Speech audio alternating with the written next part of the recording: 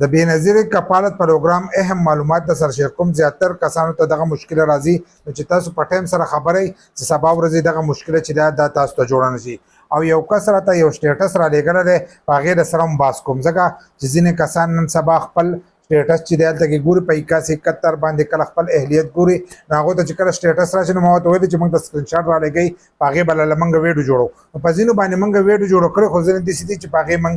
ویډیو نه جوړه کړې نو یو ورځ هغه شیر کوم یو دا معلومات چې دي دا ستاسو د ټولو دپاره لازم دي داسې نه چې سبا ورځې تاسو ته دغه مشکله چې دا جوړه شي نو دا ویډیو چې دا لازم ده او د غریبانو دپاره نو تاسو ویډیو رالی دا مخکې شیر کوئ چې نورو کسان ته ورسي دا لایک شیر پرېږدئ نو دا د ویډیو له چې دی دا لازم ورکوئ نو اول نمبر سره دا سټیټس چې دی دا سره شیر کوم په دې کې لیکلي دي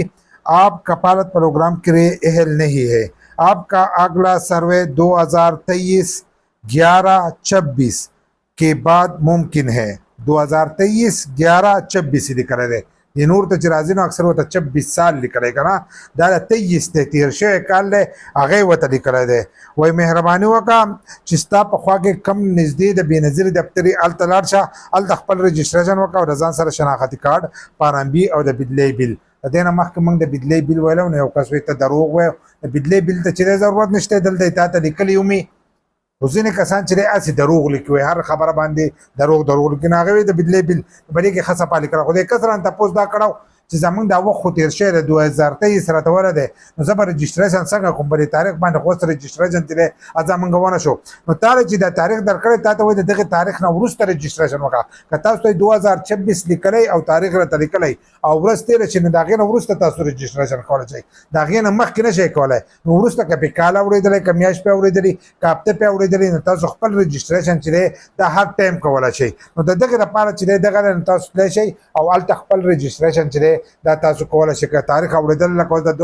2023 ورته لیکلی او نن سبا چلېږي 25 چلېږي که نه نو دی اوس هم رجسټریشن کولی شي خو که په دې کې 26 لیکلی نو ته په 25 کې چې دی بیا رجسټریشن نه شي کولی نو چې کله ستاسو تاریخ اورېدلی نو تاسو د هغې نه وروسته چې دی رجسټریشن کولی شئ داسې نه چې په دغه ځای کې راته کم تاریخ لیکلی او تاسو چې موږ په دغه ورځ ځو په دغه ورځ تلو ته ضرورت نشته د هغې نه وروسته هر ټایم چې دی تاسو رجسټریشن کولی شئ معلومات دا دي اکثر ځینې کسانو رجسټریشن کړی دفتر ته تلي هلته کې رجسټریشن کړی د دې روپۍ چې دی اکثر د یوې ضلعې او دې هلته کې اوسېږي په بله ضلع کې نو دې چې بیا روپۍ راغلې نو بلې ضلعې ته پسې راځي یا دې چې هلته کې کوم ځای کې کار له تلي هسې د کار په دغه باندې هلته کې رجسټریشن کړی د دې په بله ضلع کې نو دوی موږ به خپلې روپۍ چې دي دا به څنګه راړو نو روپۍ چې دي دا بیا نه اړولی کېږي کله چې تاسو دوباره اندراج کوئ یا دوباره رجسټریشن کوئ یا نوی رجسټریشن کوئ نو په هغه ټایم کې چې کله تاسو شناختي کارډ ورکړئ ستاسو په شناختي کارډ کې چې کومه پته نو هغه پته چې دا غورځولی کېږي او په هغه پته باندې ستاسو دغه روپۍ چې دي دا راځي